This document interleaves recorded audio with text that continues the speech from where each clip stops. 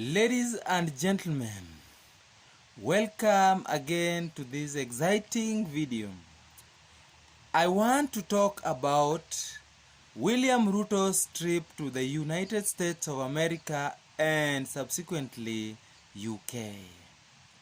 Ladies and gentlemen, according to the communication from William Samoei Ruto campaign team through Ababu Namwamba, it is said that William Ruto has gone to the United States of America.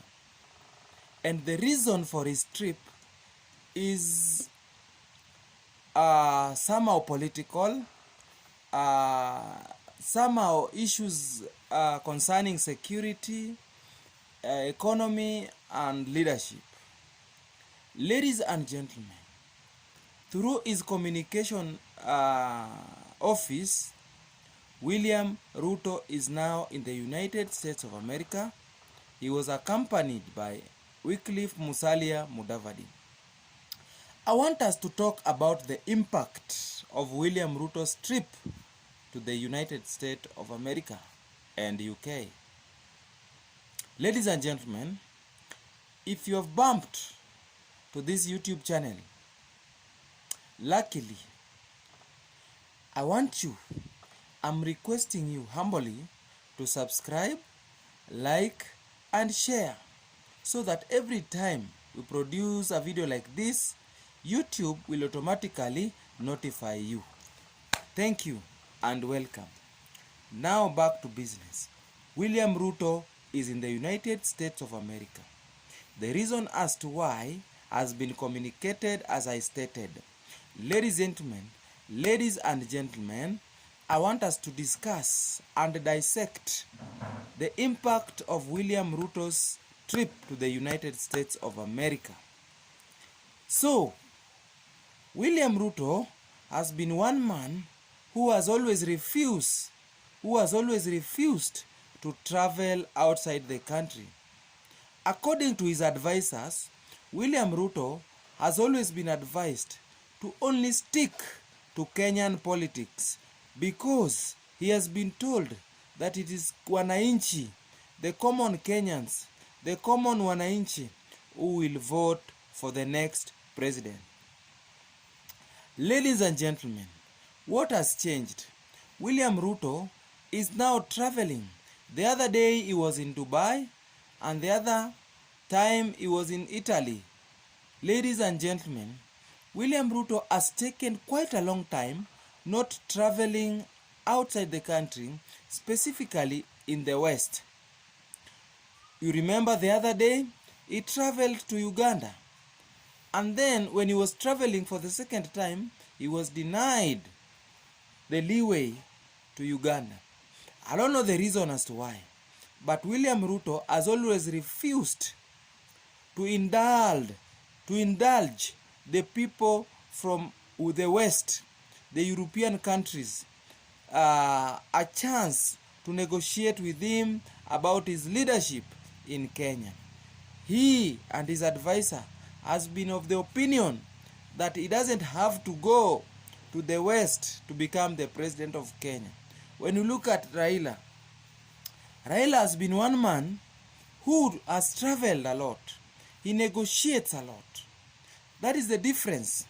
When you look at Raila, he is one man who negotiates with a lot of people. He makes sure that everybody is on board. But when it comes to William Ruto tries to work alone. William Ruto has designed himself as a lone ranger.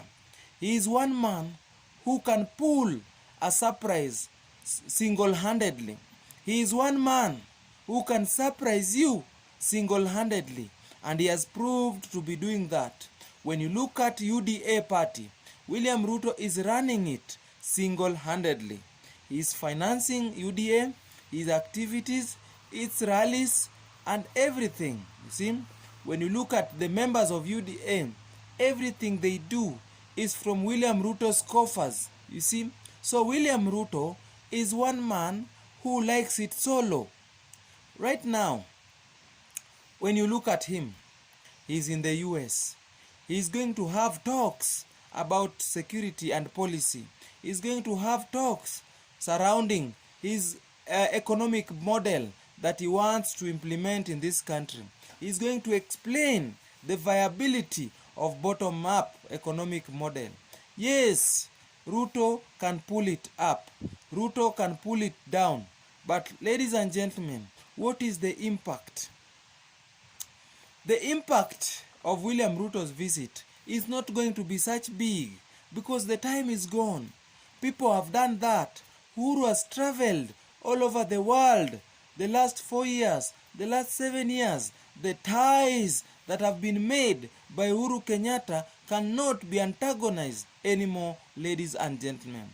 William Ruto traveling to the US is a non-core issue. It is not going to make any impact on the inroads that Uhuru has made in the US and the UKs and all the world. Ladies and gentlemen, Raila is one man who is touched across the world. If you go to Nigeria, if you go to South Africa, if you go to Zimbabwe, if you go to Tanzania, Raila is all over, you see? So it would seem that the presidents of the friends of Kenyans are always allied to Raila Amolo Odinga. It is going to be difficult for William Ruto to change that. It is going to be difficult for William Ruto to change the friendship that is between Raila and those countries that he is visiting. So, William Ruto is doing a job, is trying to do something that is trying to change how Kenyans view him. He's going to change how the world view him. But it is too late, right? Ladies and gentlemen, I'm not trying to be biased. You see, it's like when you are training for a football match. You waste a lot of time doing issues, doing things that are not touched to the match that is forthcoming. You are relaxing, you are sleeping, you don't jog, you don't wake up every morning and run, warm up, do the tactics. And when the match is 1 week to the when it is 1 week to the match, you wake up and you start looking around, start running around. Your body is not conditioned.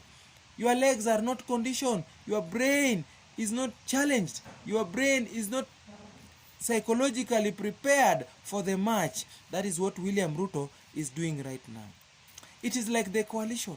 William Ruto has been a man who has refused to get into a coalition with anybody. All of a sudden, he comes up with Kenya Kwanza, that brings Mudavadi, that has already handed over Western Kenya to Raila Odinga. Ladies and gentlemen, when you bring somebody like Musalia Mudavadi Wetangula into your camp, and you have people like Ichungwa, Alice Wahome, nobody knows Alice Wahome, apart from the few clique. Nobody knows about Ichungwa. Ichungwa, the people who know Ichungwa are people like us who are enlightened. You see? But when you talk about people like Uhuru Kenyatta, we know him. Ladies and gentlemen, William Ruto was trying to do politics in a different way. William Ruto was trying to change how we do politics in this country. But where he missed it is when he started to antagonize the people who is supposed to be with you on the same side. When he decided to antagonize the people like President Uhuru Kenyatta. Right? How are you as a vice president or deputy president of a country? How do you go to the United States of America? You are not in agreement with your president. You are not in talks with your president or your boss. And then you go to the US, you begin to say how better of a president you are going to be if you cannot serve under your boss. Ladies and gentlemen, this is going to work in the opposite. This is going to beat Ruto very dearly. Ruto is going to regret antagonizing Uhuru Kenyatta. Ladies and gentlemen, I keep on saying this. William Ruto has handed over the presidency to Raila Odinga knowingly. He was warned, he was told. Antagonizing Uhuru was the bad option. Ladies and gentlemen, I cannot say this much. I cannot say this better. But you see, with the ongoings, the movement, the push and pulls, the activities that are going on in these countries are just making sure that William Ruto does not become the president of this country. I am not saying this because I want. I am saying this because it's the reality. The reality check is that William Ruto is depending on Mount Kenya to vote for him. And that is a fact. But when Mount Kenya is going to vote for him, 60%, that one is going to ruin Ruto politically. Mount Kenya people must vote for William Ruto to the last man. The moment they don't do that, right now they are saying William Ruto is 75% popular in Mount Kenya. Yes, I agree with that. But if Raila can get 25% from Mount Kenya, that is very dangerous for William Ruto, because that 25% is too much. Right? That 25% is too much. And look at it this way. If Uhuru goes to the ground and campaigns for Raila, how much is he going to add Raila on top of that 25? Let's say 15%. If Uhuru Kenyatta can deliver 15% to Raila, plus the 25% Raila already had, what is he going to get?